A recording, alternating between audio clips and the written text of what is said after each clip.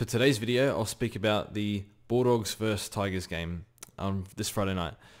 And the Tigers got up, so I think a lot of us, I expected the Dogs to get up, but it didn't happen. Eno went to the game, and I told him he likes to go to the pub when the Tigers are losing, and I said go to the pub at quarter time, and since half time he's been giving it to me, so it hasn't been pleasant, but good for the Tigers to get up. Dogs, I think, definitely missed English and Dunkley tonight, but I think they should be able to get top 4 with their start, so we'll see how they go.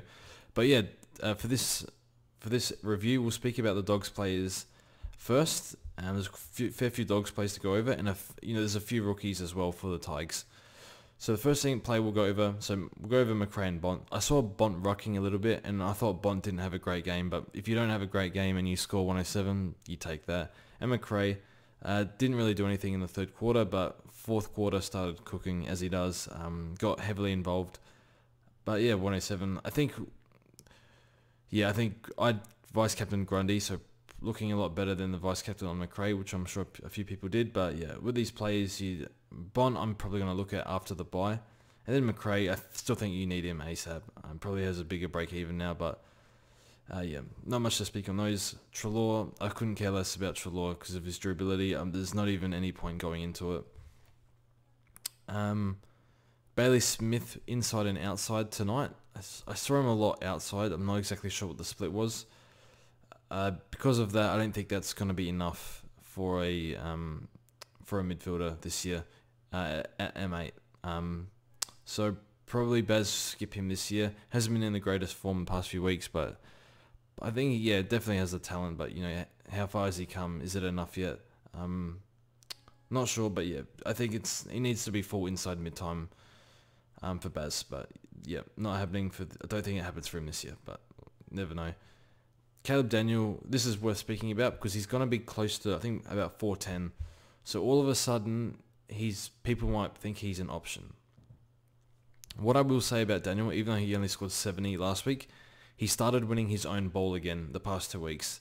I still think he's still a defensive liability to me, in my opinion. So I still think he's if he doesn't play, I don't think it matters at all to the Dogs. But that's another story. But yeah, today he got involved a lot. Duray and someone else, Johannesson, scored about 40 points between them. So Daniel and Dale took a lot of the points in defence. So how does he go with Crozier? Not Crozier. Bailey Williams back. Does he still lose? I'm not sure what the kickouts were, but I saw Dale take a lot. I know Daniel took some as well. So is he an option at 410k? Not for me, but I can see it working because since the suspension, he's looked like the old Daniel of the past 2 years. Whereas the weeks before that, it was very heavily uncontested. A lot of waiting for the ball, trying to receive ball outside of stoppages rather than actually going in and winning it himself. That's what he's been doing the past 2 weeks. It could be an option. I couldn't care less though because I don't really want him, and I'm not sure if Bailey Williams comes back to affect him because now they have Dale taking up a lot of points down back as well. I think it's an okay budget option, but it is a budget option, and I don't think budget options are good enough in defense. Yeah, I'm not really sure. So for me, it's a pass, but I can see the appeal, and if you still have him, you just hold him now. But yeah, I think his playstyle's changed a little bit. It's reverted to what it used to be rather than the pathetic stuff he was dealing with, dishing up earlier. That's enough on Daniel. Scott was injured, I think. I read somewhere it was a cork. I have no idea. I'm not 100% sure. But he was okay. Played defensive forward role. Not ready to trade out yet. So although it's a bit rich for me considering I've traded out a few, Cozzy and Jordan. So I think, yeah, is he a field option? Yeah, I guess. I think he's shown enough. Won a bit of the pill in the middle of the ground, which was good. So I think it's okay to field him, but one where it's like, I got to field him, fine. I got to bench him, fine. It's whatever. So onto the Tigers, a few plays to speak about. So I guess the first one has to be Jaden Short because last 2 weeks his average 65 or something, is 70 and a 60, something like that. I can't remember exactly, but 2 poor scores in a row. Today he got the seagull icon on fan footy, so he was gulling, running back to the square, chipping back and forth. He works so hard to get cheap ball, but he also puts himself in position to run and carry as well. So I like Short as a pick. I was slightly worried, but I did mention there were I think it was in my last video, there were explanations. Also in the podcast we spoke about, there were explanations for his past 2 bad scores. Last week his kicking efficiency was poor and the Tigers were poor in general. And then the week before, the Saints had lost like 22 clearances or something to 1 at some stage where the ball was never down back and no defenders scored above 80. So Jaden Shaw, a bit more confidence in him now. Took a lot of kickouts, played well. It's annoying when he kicks long a lot, and his meters gained is always going to be high. But sometimes he kicks to what he thinks is going to be a contest, and then it's an ineffective kick because a Richmond player doesn't contest. So that's slightly annoying. But he was very good tonight, 116 or something like that. Big tick for sure, and a little bit more confidence in him. Hopefully he can hit that 100 average. Oh yeah, one more thing. Baker moved to the forward line. So he was playing pressure forward, I think. But I did see Baker up the ground a little bit. So yeah, maybe it was half forward or something like that.